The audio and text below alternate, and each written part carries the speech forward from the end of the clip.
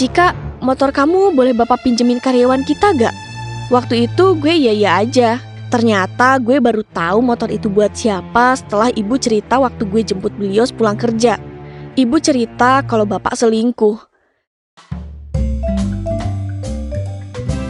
Gue punya cerita.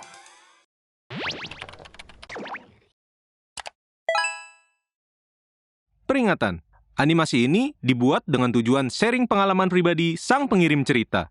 Dimohon untuk menghargai cerita tanpa menyudutkan beberapa pihak. Selamat menonton.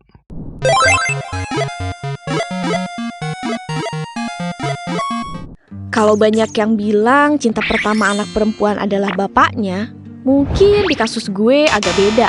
Karena jujur gue gak ngerasa cinta pertama gue adalah bapak gue.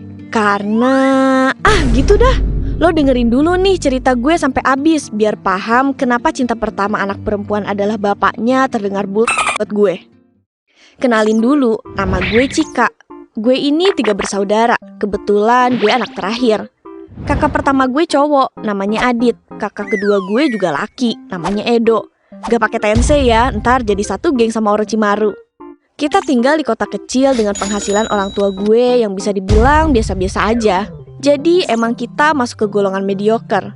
Dan kebetulan orang tua gue ini punya usaha di bidang fashion. Kita mulai cerita ini dari gue yang remaja. Oh iya, waktu itu di rumah ada 6 orang. Nenek, bapak, ibu, gue, dan kedua abang gue. Waktu gue SMP, usaha orang tua gue sempet rugi. Alhasil kita selalu makan makanan seadanya. Mobil dan motor sampai dijual-jualin. Bahkan rumah kita juga rencananya akan dijual. Waktu itu gue sedih banget. Gue belum terlalu ngerti dengan apa yang terjadi. Sampai suatu hari nenek gue cerita waktu ada gue dan Kak Edo. Katanya gini, "Cia, inget gak? Waktu kecil pernah diajakin bapak ke Batu. Tapi waktu itu bertiga sama cewek lain." Gue langsung kaget karena gue gak begitu inget waktu itu. "Hah? Sama cewek gimana maksudnya, Nek? Sama ibu?" Terus nenek jawab lagi, bukan sama ibu kamu. Nenek inget banget waktu kamu umur 3 atau 4 tahun, kamu habis keluar sama bapak kamu. Terus waktu pulang nenek tanya, dari mana Cika? Terus kata kamu, habis dari Batu Nek, sama bapak sama cewek. Gue langsung mikir, aneh juga, kenapa bapak waktu itu bawa cewek lain selain ibu? Gue gak paham kenapa bapak kayak gitu. Intinya setelah gue ngerti bapak ini ternyata selingkuh sama gadis yang belum nikah. Sebut aja namanya Dian. Dan perselingkuhan itu ternyata terjadi waktu gue masih kecil. Dian sering diantar jemput waktu masih kerja di pabrik. Bahkan sampai dibeliin motor sama bapak. Perselingkuhan itulah yang bikin awal mula keretakan keluarga kita. Ibu dan bapak sempat berantem hebat. Apalagi waktu gue TK. Gue masih inget kejadian itu, tapi waktu itu gue gak tahu kalau ternyata permasalahannya tentang selingkuh. Pernah ada momen waktu gue lagi tidur dan tiba-tiba gue kebangun karena suara pecahan kaca. Gue nangis, takut banget waktu itu, dan gue langsung keluar kamar. Gue lihat banyak darah berceceran di lantai. Gue cuma ngeliat nenek dan ibu gue nangis, terus manggil gue, "Sini nak." Terus gue dipeluk. Baru deh gue ngerti, ternyata saat itu bapak, ibu, dan nenek lagi berantem.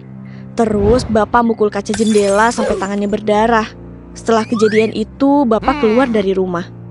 Terus nenek bilang ke gue, "Cika, kalau kamu ketemu bapak di jalan, langsung teriak minta tolong ya. Jangan mau kalau diajak pergi." Dari situ gue bener-bener takut sama kehadiran bapak. Sampai-sampai setiap kali gue dengar suara motor yang sama kayak motor bapak, gue langsung masuk ke rumah. Karena mungkin dulu gue sempat ngeliat kejadian yang serem, jadi otak gue ngerekam itu. Seminggu kemudian kakak dari bapak gue ngehubungin ibu, nyuruh ibu buat jemput bapak. Anjir, kata gue teh, udah kayak bocah aja segala minta dijemput. Dia yang selingkuh, dia yang tantrum, sekarang malah mau pulang. Dah nih, balik lagi waktu gue SMP. Bener tuh, pas balik bapak gak selingkuh lagi. Kayaknya dia waktu itu udah putus sama si Dian-Dian itu waktu gue SD. Tapi keluarga kita harus menghadapi krisis finansial selama 2 tahun. Pelan-pelan orang tua gue bisa bangkit sih, walaupun emang gak kaya raya. Tapi entah gimana caranya, kayak ada aja jalan buat nyambung hidup. Terus waktu gue masuk SMA, tepatnya pas gue mau lulus, gue iseng tuh ngecek WA dari bapak ke ibu. Gue shock banget dong sama isinya. Tapi karena di situ masih ada ibu, gue sebisa mungkin buat kontrol ekspresi gue. Inti dari chat itu bapak bilang kalau mau cerai. Katanya cerai aja tinggal TTD. Jujur gue sedih pas baca itu. Seolah keluarga ini gak ada harganya buat dia. Ditambah ibu harus simpen ini sendirian. Kalau gue gak kepo sama isi chatnya, kayaknya sampai hari ini gue masih gak tahu omongan bapak yang itu. Suatu hari ketika gue mau lulus, waktu pulang gue lebih siang dari biasanya. Waktu itu ibu lagi gak di rumah, ibu kerja di luar, dan bapak lanjutin usahanya sendiri. Di rumah ada perempuan asing yang gue gak tahu itu siapa.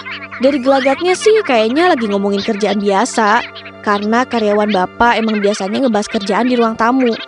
Tapi karena trauma gue sama bapak yang punya hubungan gelap sama cewek lain, gue jadi gak pernah husnuzon tiap lihat bapak lagi melakukan sesuatu sama cewek lain saat ibu gak ada.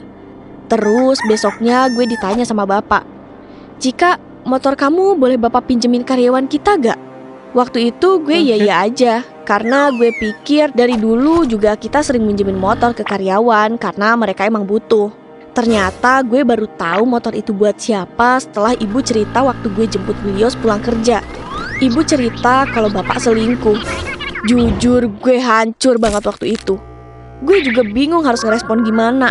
Rasanya kayak pengen tiba-tiba racing di tong setan anjay. Kesel banget. Tapi gue juga gak mau bikin ibu jadi sedih. Akhirnya gue berusaha nyikapin hal ini setenang mungkin. Gue di jalan cuma bisa dengerin ibu cerita sambil nahan buat gak murka. Intinya perselingkuhan itu masih berjalan. Waktu itu bahkan Dian udah punya suami dan satu anak namanya Naila. Ibu gue kelihatan kayak orang bingung. Katanya dia pengen cerai, tapi kasihan sama gue yang belum nikah. Dia pengen jaga rumah tangganya sampai gue nikah. Semua udah kita lakuin biar mereka putus. Ibu pernah ambil HP bapak biar dia gak berhubungan lagi dan putus kontak. Akun Google-nya bahkan gue login di HP gue, pura-pura buat ngelacak keberadaan HP dia. Sampai suatu hari pas gue lagi sendiri, diem-diem gue cek Google fotonya. Dan isinya boom, Allahu Akbar banget dah. Banyak hal yang harusnya gak gue lihat. Gue lihat mereka foto berdua dengan mesra. Background fotonya juga kayak di kamar hotel. Semakin gue scroll, makin gak bener anjir isi fotonya. Ada Pap Dian lagi gak berpakaian. Dan itu gak cuma satu. Gue merinding sebadan-badan. Tapi gue juga gak pernah ceritain ini ke siapa-siapa. 3 tahun kemudian hubungan mereka herannya masih aja langgeng. Tapi Dian ini malah ceraiin suaminya. Terus karena hal itu, bapak malah minta izin ke ibu buat tanda tangan biar boleh nikah lagi. Gila, gak ada mukanya nih orang, gak ada malunya. Ya ibu gak mau lah. Kalau mau nikah sama perempuan itu, bapak harus cerai dulu. Tapi bapak gue gak mau diceraiin. Karena setelah bapak selingkuh lagi terakhir kalinya itu, semua usaha yang awalnya dikelola bapak langsung diambil alih sama ibu. Sejak saat itu, bapak gak kerja dan gak megang uang. Ibu semua yang lanjutin usaha bapak, plus bayarin semua hutang-hutang bapak sebelumnya. Terus karena itu akhirnya bapak lebih milih buat buka usaha lain di bidang yang sama dan dikelola sendiri. Di tahun 2022, gue, ibu, dan kedua kakak gue pergi nih liburan ke Jogja. Tapi bapak gak mau ikut. Ternyata dia punya niat terselubung. Dengan kesempatan itu, bapak nikah siri sama si Dian. Kita semua gak tahu. Sampai akhirnya suatu hari ibu cek HP bapak dan nemu foto mereka waktu lagi akad. Udah pasti ibu kecewa dong. Ibu nangis sejadi-jadinya. Tapi ibu gak pernah cerita. BTW saat itu gue udah kuliah semester 5. Waktu itu gue kuliah di Surabaya dan dibiayai penuh sama hasil kerja keras ibu. Maklum penghasilan bapak yang mungil itu cuma dipakai buat nafkahin keluarga barunya. Lagian miskin aja pakai nikah lagi.